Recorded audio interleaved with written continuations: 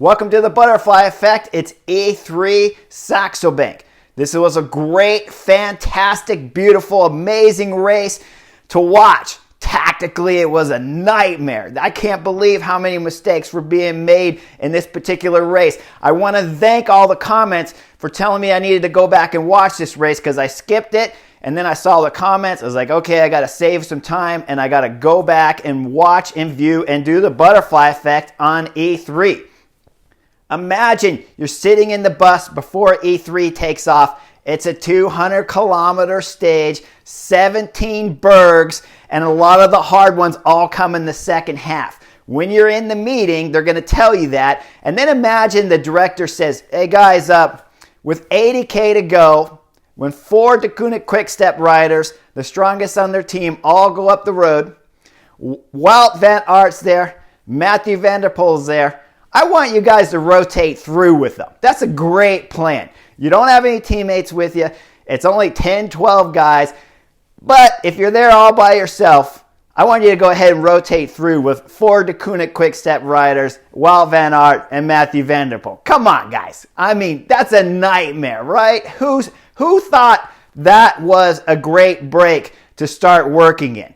Now, let's go back to 93K because you got 12 plus riders off the front. Strong guys, but not spectacular in terms of how much time they got on today's stage. You know that break's getting brought back.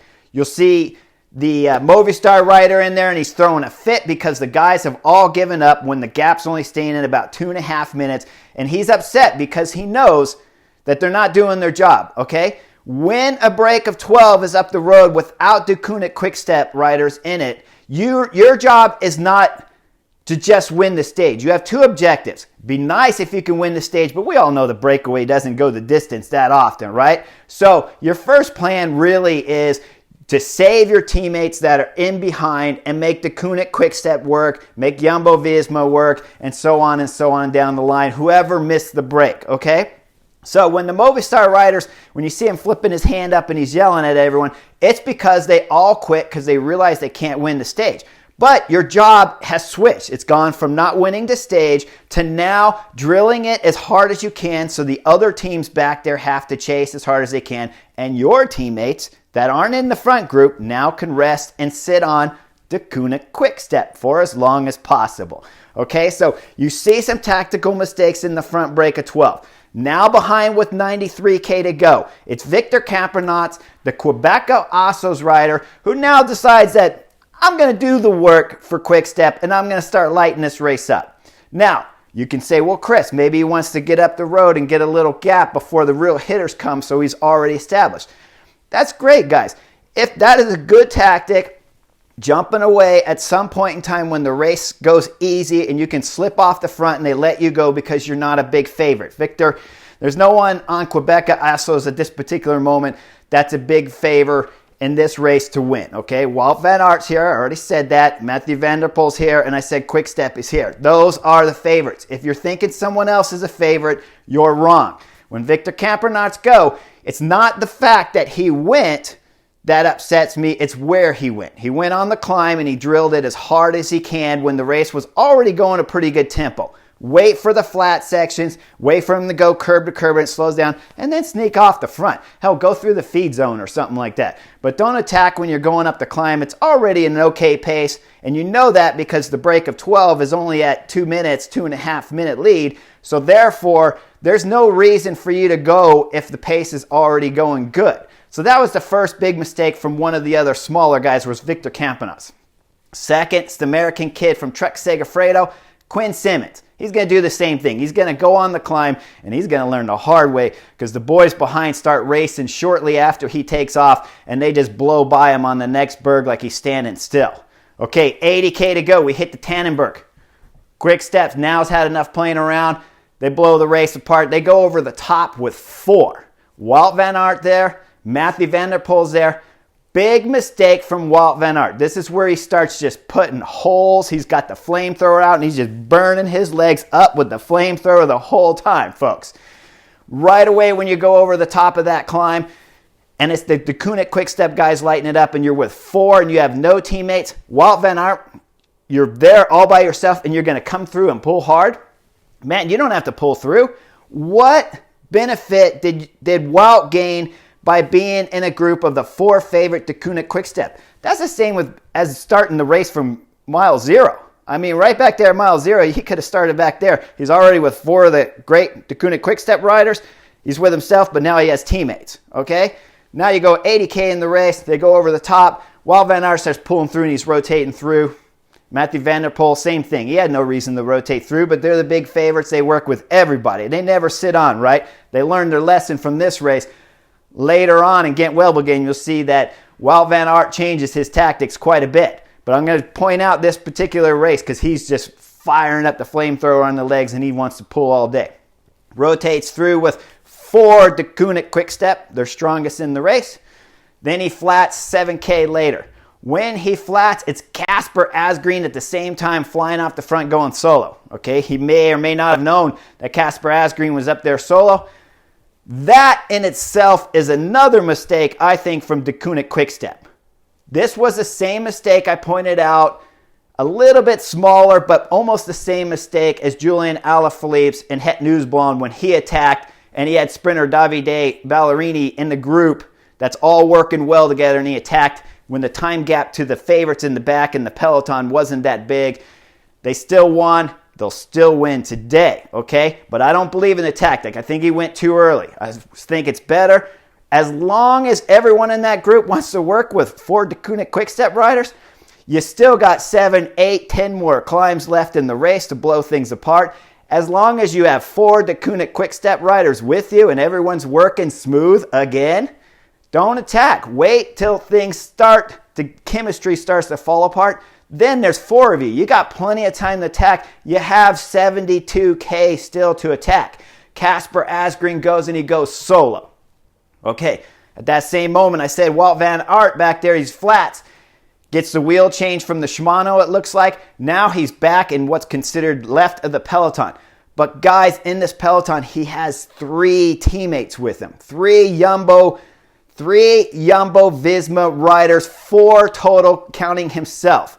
Wout van Aert panics at this moment, and he drills his 3 teammates as hard as he can to have them close the gap before the next berg, and then he does a big hit, drops all his teammate, and goes across solo. Now, what is this going to do? All you did was get rid of your 3 teammates that could have pulled for 20 or 30K more, and then you jump the gap on one of the bergs closer to the finish, plus all the guys in the front are tired, or he jumps across like he did, drops his teammates, and now goes up to what? A group of 20, 25 guys up there. The break is up there originally of 10 or 12 guys. You have the 8 or 10 that are chasing with 4 Deceuninck Quick-Step riders. You have Kasper Asgreen up there. There's a lot of guys up there that when Wout van Aert leaves his team, number 1 rule when you're the favorite in the race, never leave your team until they're done. And you don't need to force them to be done in 4 or 5K to close that gap. I bet they could have easily done 20, 30K back there, kept that gap solid at that time, and then he could have jumped across. Possibly they could have even closed it themselves when the chemistry up front got together and realized that working with 4 Deceuninck Quick-Step riders was not a good plan. Now, Kasper Asgreen's off solo. The other 3 Deceuninck Quick-Step riders aren't even working in that group. Those other guys that are pulling, like Mathieu van der Poel, when they got time to realize that, wow, it's only 1 Kasper Asgreen with 70K to go, maybe we don't need to catch him immediately. We'll go back to the group. We'll reassess the situation, bring our teammates to the front. Wout van Aert would have 3 teammates still. Mathieu van der Poel had teammates back there. AG2R, who had missed the move at different times throughout the stage, they had teammates back there that could have pulled, and no one would have had to done anything for Kasper Asgreen as a favorite. They could have sat back and let their domestiques do it and pulled it back, and then started the fight again later on the climbs deeper into the race. Now, Wout van Aert, this is amazing to me. He's the fastest sprinter there in the classics. We know he can beat Sam Bennett, Caleb Ewan. Those are the fastest sprinters in the world, and we've seen him beat them at the Tour de France. At a classic like this, it's undeniable to say that he's not the fastest sprinter in this group. We know he's a classic guy. He's won races left and right, and we know he can climb. You don't have to go from 80 kilometers out when you're Wout van Aert. All you got to do is follow. When you do go on the last. Go on the very last, second to last, third to last climb, whatever it is. But you don't need to go with 80 kilometers to go. Okay, so he blows up his teammates. They get him close enough. He jumps across after he flats, makes it up to the favorites. Now what's he going to do? Well, he's got 10, 15 guys on his wheel. He's just going to ride the front the whole time. Luckily for him, Mathieu van der Poel does some work with him, but not quite as much as Wout is willing to do, because he's just got flamethrower on the legs, burning the legs up. I mean, he's tearing up the legs. He's riding there. Finally, they get to the very last climb, and just before that, the 5K, I want to say something about Mathieu van der Poel's teammate, Johnny Vermeersch. He's sitting on that group, 282 AG2R, Greg van Avermaet, is sitting back there with a teammate, and they're not working. Wout van Aert's up there working. Johnny Meersman's back there, and he's watching his team leader, the legendary already, he's only in his 20s, but he's a legendary rider, Mathieu van der Poel, only working with Wout van Aert, and there's Johnny back there sitting. I don't know what he's thinking, folks. He's like, man, I got better legs than Mathieu van der Poel. I'm going to hang back here and let Mathieu van der Poel do all the work, and I'm just going to sit back here and do nothing. Now imagine when that gap was only 12 seconds, if it would have been Oliver Nielsen up there pulling and Johnny pulling, while the favorites, Greg van Avermaet, Wout van Aert, Mathieu van der Poel are getting a rest. They're eating, they're putting down some calories, they're drinking a Coke, eating a Snickers. And then when we hit the Tegenberg, they light it up after they've had some calories, a little bit of rest, and go hard. That would have been a completely different scenario. So already, Mathieu van der Poel's been making mistakes. Wout van Aert's been making more mistakes than you can possibly count. Whatever I just told you, multiply that by 10, because that's what it really is, but we don't have time in this video to talk about all of them.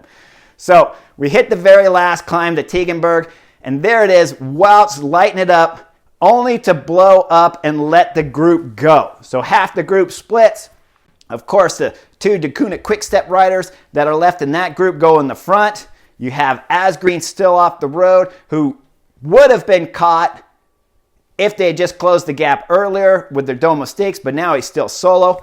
Those groups will be split up. Asgreen 1, Chase Group 2, Chase Group 3 that has Wout van Aert. He can't close the gap, and he's only working with guys that are very tired. Nothing he can do, and of course he has Johnny Vermeersch sitting on, because he has Mathieu van der Poel in the front group not working. Now, when the second group catches Casper Asgreen with 12K to go, there's 3 Deceuninck Quick-Step riders up there, guys. Okay, we had 2 sitting on there completely fresh. One's been off the road the whole time. You know he's tired. He's been out there for 50, 60K. Okay, they catch him. Everybody still just wants to rotate through beautifully with the 3 Deceuninck Quick-Step riders, instead of just saying, hey, there's 3 of you. You got to put 1 or 2 on the front and drive it to the line if you don't want Wout van Aert to catch. Instead, they're all afraid of Wout, so they're rotating through, but we already know Wout's burned his legs up for the last 50, 60K back there, pulling it anytime he could touch the wind. They're rotating through smoothly. See the island come up in the middle. Casper Asgreen knows his legs are done, so he jumps as hard as he can. Now, this was Oliver Nielsen's job to go with that attack right away, but he's trapped between the curb. There's a rider here, the Deceuninck Quick-Step rider here, as they're rotating pace line. He got caught between the curb and the rider here, so he can't jump immediately. What happens up front after they leave the 2 center islands and Asgreen gets a bit of a gap? Van der Poel does an amazing job of keeping the gap close. He swings hard to the right. When he swings left, it opens up that road where there is the chance for Oliver right there to jump and close the gap. He hesitates. There was no time for hesitation with 4.5K to go. As soon as Van der Poel moved left and that line opened up, he had to go right then to close the gap. He doesn't. It was his job to do it. You could say it was Greg Van Avermaet's job too, but Greg's a little too close to the front and would have been well marked there. Oliver had the better ability to jump from the back and slingshot off and close that gap immediately. Now, you get down to the finish and they're fighting all the way to finish, but there's nothing left, right? Asgreen's already solo. He's up there on the road. The guys in the back now are playing cat and mouse. They're sprinting for second. Wout van Aert's giving up the ghost. He burned his legs up probably 30K ago or so. So he's just going to finish in with that group. I want to say this was a beautiful win for Casper Asgreen to pull this off.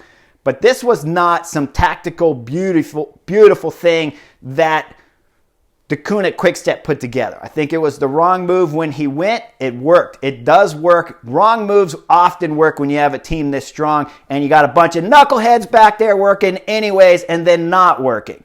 That's why this move worked.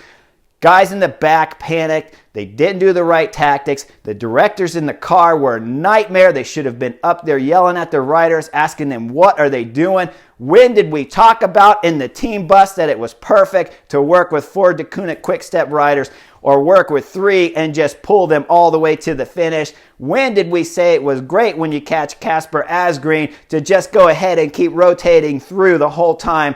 When did we say it was great to work with 4 DeKoninck Quick-Step, Wout van Aert, and Mathieu van der Poel and rotate through evenly back there like we saw all those other knuckleheads? Everyone in this race was a knucklehead except for Casper Asgreen. You went a little bit early, but you got a beautiful win out of it. Congratulations. A3 Saxo Bank is yours for the year. Enjoy it. It was well deserved. Hope you like the butterfly effect and I'll see you real soon.